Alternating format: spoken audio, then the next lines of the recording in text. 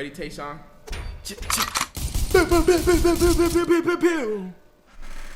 There's a detail in SpongeBob that forever changed how I see the show.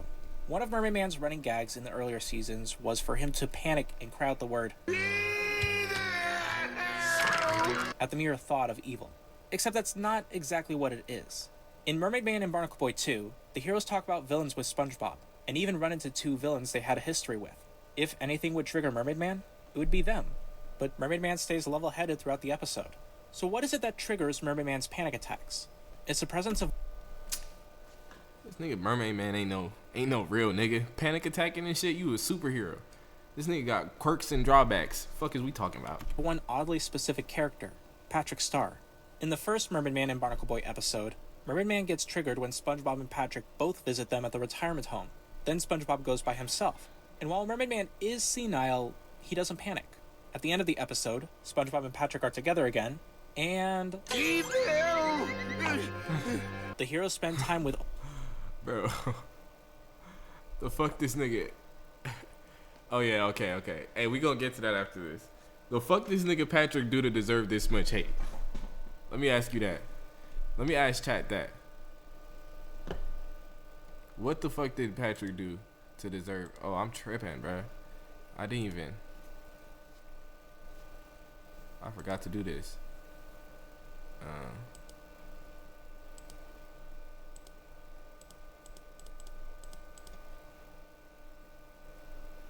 The fuck?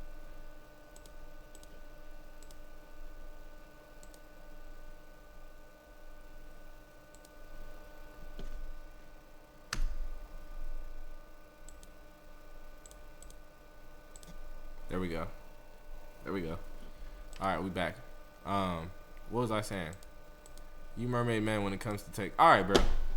Nigga, just cause he said he's senile, so I'm a senile old nigga now when it comes to technology, bro. Niggas can't do nothing wrong in this generation, bro.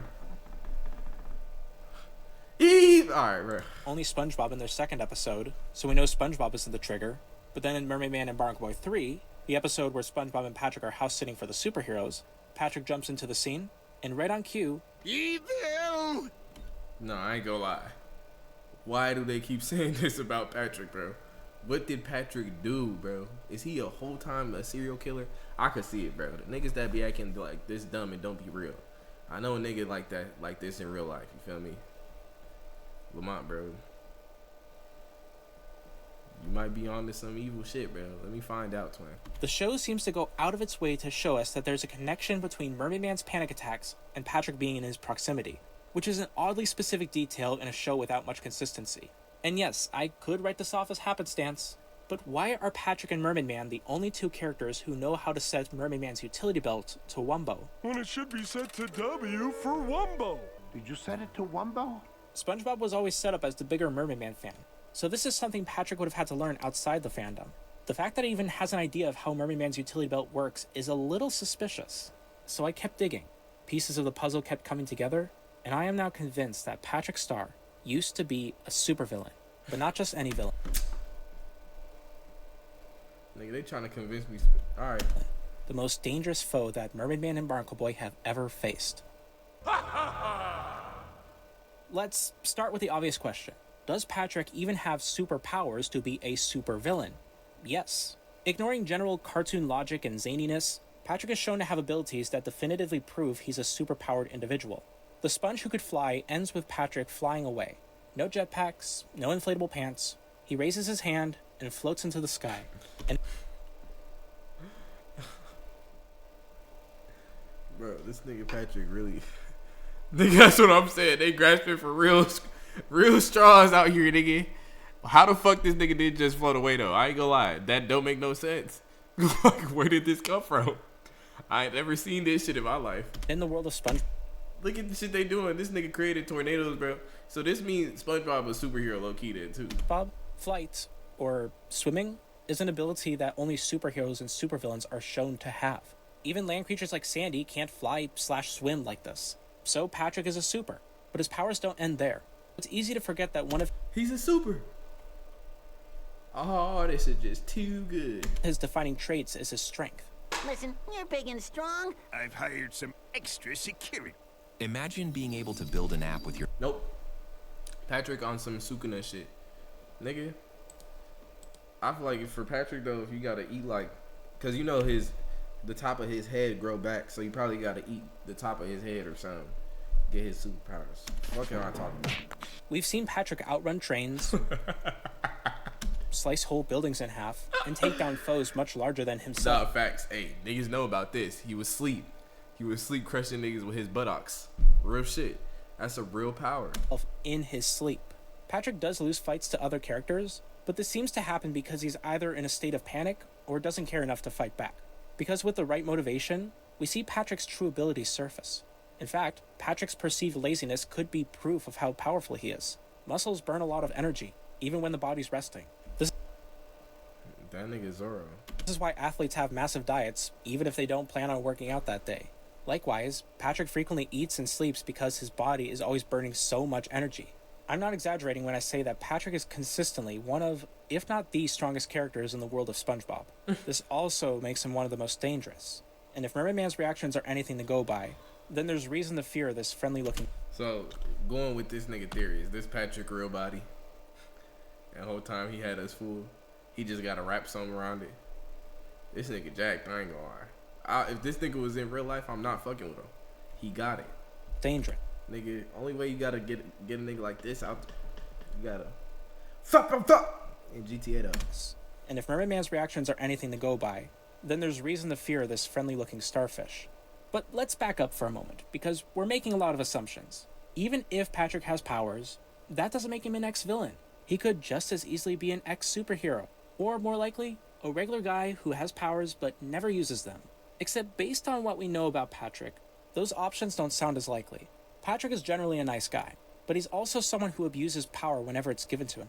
It's one of his few traits that's been consistent throughout the years. When SpongeBob pretends to be dumb so Patrick can look smart, Patrick uses his position of superiority to bully his best friend. Patrick becomes a cruel tyrant when people think he's the lost king of Bikini Bottom. He gains a superiority complex when he's granted intelligence with brain coral. I remember this episode. When this nigga thought he was the smartest nigga ever. Look at this, by the way. We should have known he has powers, because how is he holding that stick with these nubs?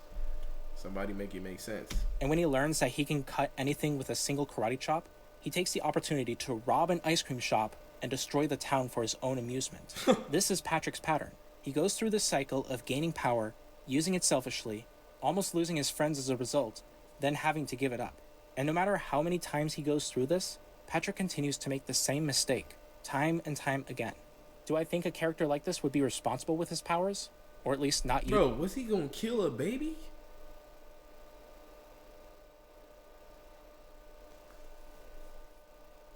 My nigga got it, bro. Patrick is an evil nigga, bro. This nigga was about to chop a baby in half. Look at the ferociousness in which SpongeBob is holding his arm back. First off, he's in the air with this nigga arm. SpongeBob was willing to sacrifice his life to make sure that he ain't cut through him, and I think he still would have if he put that hand down. This nigga got his feet up in the air, all body parts, grabbing that nigga up. Use them to bully people? I honestly don't. It makes the most sense that Patrick would use all his gifts and powers to take whatever he wanted, especially a past version of himself that hasn't learned as much. And if this is how Patrick treats his friends, imagine how much damage he could do to his enemies. But while thinking it over, this pattern brings up something interesting. It shows that narratively, Patrick is weirdly also the hero of this story.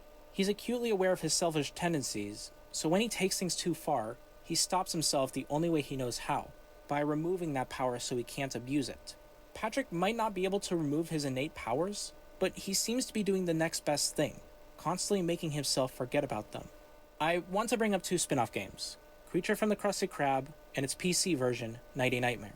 Both games follow SpongeBob, Plankton, and Patrick through their dreams. SpongeBob and Plankton's are fairly simple. Our favorite yellow sponge gets his driver license, while Plankton becomes a kaiju-esque monster. These are even dreams we see the characters have in the show. But Patrick's dream is different, and dare I say, gives us a deeper look into how his mind works. Patrick dreams he's a superhero who protects citizens from a supervillain. But the twist is that this villain, the one constantly terrorizing the town, is another version of himself, named the Dreaded Patrick. Creature from the Krusty Krab doesn't do much with this villain, but Nighty Nightmare goes into way more depth with this storyline. Super Patrick chases the dreaded Patrick to his secret lair, but when the hero gets there, he realizes only when it's too late that it's all been a trap. Super Patrick loses his powers and has to navigate a labyrinth of filth to fight his evil counterpart. If we're trying to understand Patrick's psyche from these dreams, this could be his way of reconciling with his past. I ain't gonna lie. At this point, he's convinced me. Patrick is an evil nigga. Alright. Now, we already knew from the weird shit he do to SpongeBob every once in a while. But now, nigga, we in his psyche. You feel what I'm saying? We understanding from a psychiatric standpoint. You feel me? He was really going through some shit. Okay? And at this point, we know that deep down inside, there was some evilness to him. You feel me? This brother needs some help. So I think what we should think about and go off of is that maybe Patrick Star needs a therapist. Maybe that's all he needs. You know? Maybe it's not that he's evil. He just needs love. Dreams. This could be his way of reconciling with his past. His first dream is him stopping henchmen who are also versions of himself. If Patrick used to be a villain, this could be him trying to mentally clean up all the terrible things he did to Bikini Bottom and its residents. But even when all the henchmen are gone, the town isn't truly safe until Super Patrick leaves to dreaded Patrick's evil lair. A lair that, at the end of the game, is revealed to be Super Patrick's own house. If it wasn't clear before that these are supposed to be two halves of the same person, this detail of sharing a home should cement that idea. And it's fascinating that this dream comes down to a battle between a hero without powers and a villain with powers. It shows us how Patrick views these two aspects of himself, and he only wins when his powerless self can triumph over the version of himself with power. And Patrick does so by making himself forget about the powers he has. Take this moment from Squidtastic Voyage as an example. Patrick comes up with the idea to get out of an otherwise inescapable problem, then formulates exactly how the plan is going to play out. He has a moment where he's the smartest person in the room, smarter than Sandy, but just a few seconds later, all he has to say is, What plan? and moments like this aren't rare. Patrick is constantly forgetting the things that he did or that people said to him just moments before. He suppresses a part of himself that's strong enough, smart enough, and dangerous enough to destroy everything he cares about. And Patrick is aware enough that... First off, like SpongeBob writers, I think they were like I can't tell.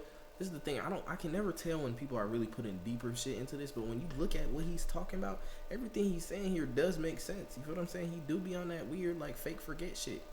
Like I do know some slower niggas. You feel what I'm saying? Who be forgetting shit. But like and be like, oh for real, bro. And I'll be like, nigga, you make me so mad, nigga. But Patrick, one of them niggas that I damn near had to fight this nigga because of how slow he getting. Like, god damn, my nigga, can you use your head, bro?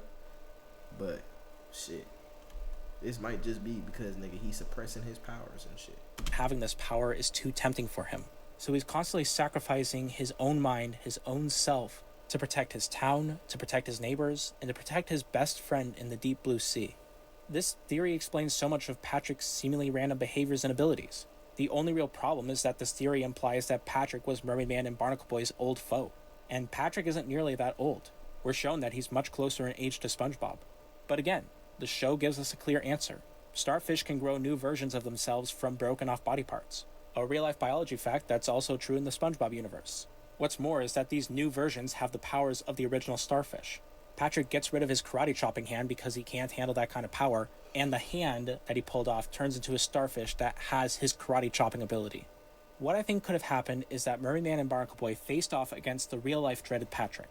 Except they missed a single piece of the dreaded Patrick, and that little piece grew into a new version of the villain, the starfish we know today. This new version grew up alongside SpongeBob, maybe unaware of who he was until much later in life. This is why the now elderly heroes can't recognize Patrick, but his presence is still enough to trigger Mermaidman. This is why Patrick has moments of genuine brilliance that are forgotten a moment later. It's why he possesses strength and power that he himself seems constantly unaware of. He knows the villain he could become if he allowed himself to use this power. For doing absolutely nothing longer than anyone else, Patrick, this trophy's for you!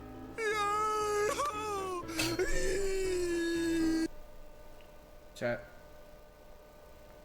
I think we learned something today. Okay. Patrick is a genuinely evil nigga. You know what I'm saying? There's nothing that somebody could tell me to convince me otherwise now. And every day, that's why it's good to absorb some new knowledge, you know? Every day you should be learning something. And that's what I learned today. You know what I'm saying? I go with the facts. You know what I'm saying? And the fact is, he is insane. He needs help. You understand? There's something wrong with Patrick. Okay. So, I say that all to say that sometimes you think you know somebody, okay? And you really don't. And Patrick may be one of them people. Love hard and make bad decisions. It's first Sunday, I'm still begging for Jesus. Can he save me from the fire and the Jezebel spirits? Got bad bitches walking through my thoughts like a demon. Will she take my semen, bear my seed? Can she